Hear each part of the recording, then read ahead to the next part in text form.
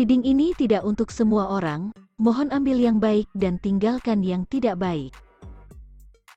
Bisa jadi reading ini menceritakan energi kalian yang sedang menyimak, atau energi orang yang kalian pikirkan. Orang dalam reading ini membutuhkan keseimbangan dalam dirinya. Terkadang orang dalam reading ini terlalu mengikuti hasrat hatinya dan terkadang dia terlalu hanyut dengan keinginan jasmani. Kewalahan menghadapi dua keinginan yang selalu bertentangan dalam dirinya, membuat orang dalam reading ini seringkali merasa stres. Situasi yang dihadapi oleh orang dalam reading ini digambarkan dengan kartu The Temperance. Kartu itu memberitahukan orang dalam reading ini untuk menemukan keseimbangan yang tepat antara dua kekuatan yang berlawanan, agar keharmonisan kembali pulih. Banyak kekhawatiran dalam energi orang ini, karena seringnya terjadi pergolakan batin di setiap kejadian yang datang kepadanya. Dari kartu berikutnya terlihat hal apa saja yang seringkali menjadi pertentangan, yaitu cepat bosan, tidak fokus, susah move on dari masa lalu, dan mengabaikan tawaran baru. Banyak penyesalan yang dirasakannya akibat kebiasaan tersebut. Terkadang orang dalam reading ini sering berkhayal terlalu jauh dan mengabaikan kenyataan yang seharusnya dihadapi, atau seharusnya diselesaikan dengan baik. Orang dalam reading ini seringkali mengabaikan kesempatan baik yang disodorkan kepadanya. Misalnya dia mendapat kesempatan menjalin koneksi dengan orang baru yang jauh lebih baik daripada masa lalunya, dia akan tetap mengingat masa lalunya walaupun masa lalu itu sudah menyakitinya. Ini yang di awal tadi saya katakan, yaitu, terkadang mengikuti hasrat hatinya dan terkadang terlalu mengikuti keinginan jasmani. Saya tidak heran jika orang dalam reading ini sering membanding-bandingkan pasangannya saat ini dengan sosok masa lalu, walaupun sosok masa lalunya sudah menyakiti dan banyak melakukan manipulasi. Tidak ada keseimbangan antara pikiran dan perasaan orang dalam reading ini. Contoh kejadian lain yang sepertinya sering terjadi kepada orang ini adalah, dia seringkali salah dalam menangani rezeki dalam hal keuangan. Orang ini sering terlalu baik kepada orang lain yang disayanginya. Terlalu baik itu terkadang melewati batas kemampuannya.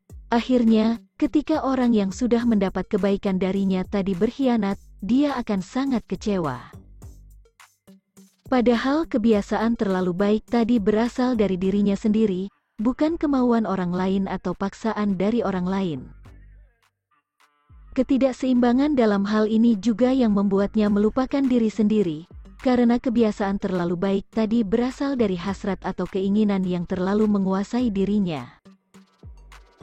Hasrat itu bisa jadi berasal dari ambisi ingin dipuji, ingin diidolakan, ingin dianggap sebagai sosok paling bertanggung jawab, atau ingin menjadi pahlawan. Kebiasaan melupakan diri sendiri membentuk orang dalam reading ini selalu merasa kekurangan termasuk dalam hal finansial. Dan setiap kali pasangan baru datang kepadanya, dia akan merasa pasangan baru itu tidak memenuhi ambisinya. Saya tidak heran kartu The Temperance datang kepadanya. Orang dalam reading ini harus menyeimbangkan dirinya, dan mulai memahami bahwa ada diri kasar dan ada diri halus yang membutuhkan keharmonisan. Agar rasa sakit atau rasa berat akibat kebiasaan lama bisa berubah menjadi kebijaksanaan.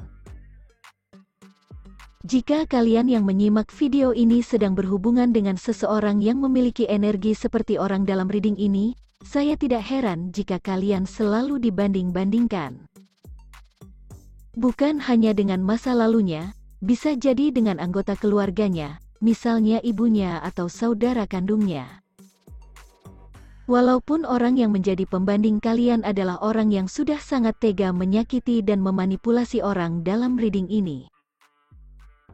Karena bagi orang dalam reading ini, membandingkan kalian sangat perlu untuk memberi makan emosinya yang tidak seimbang. Jika reading ini adalah energi kalian yang sedang menyimak, saya tidak heran jika kalian seringkali membanding-bandingkan apapun. Dan berakhir dengan pilihan yang salah, karena ketidakseimbangan dalam diri kalian menjatuhkan pilihan kepada apapun yang bisa memberi makan emosi dan ego.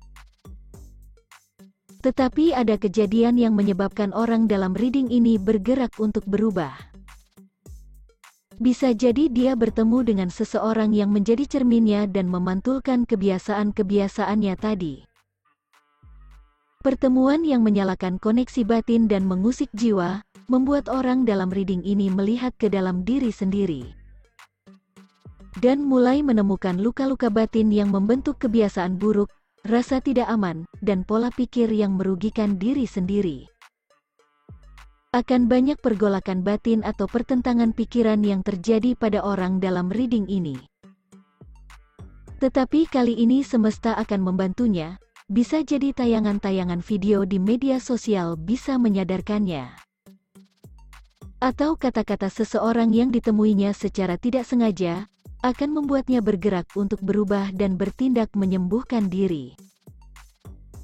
Merasakan koneksi kuat dengan seseorang juga menjadi pemicu tumbuhnya kemauan dalam dirinya untuk berubah, dan terus belajar menjadi manusia lebih baik. Terlihat dari susunan kartu berikutnya, orang dalam reading ini tidak lagi berperang dengan diri sendiri, tetapi mulai memberitahu banyak pengetahuan kepada dirinya sendiri. Misalnya, jika dulu dia sering membanding-bandingkan pasangannya dengan masa lalu, kali ini dia berusaha mengingatkan dirinya untuk tidak membandingkan lagi, atau mulai menghargai apapun yang datang kepadanya.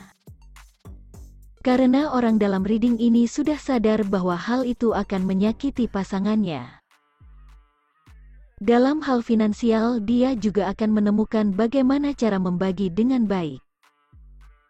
Tidak seperti kebiasaan lama yang terlalu mengikuti emosi dan ego yang mengutamakan orang lain secara berlebihan, sehingga dirinya sendiri kekurangan.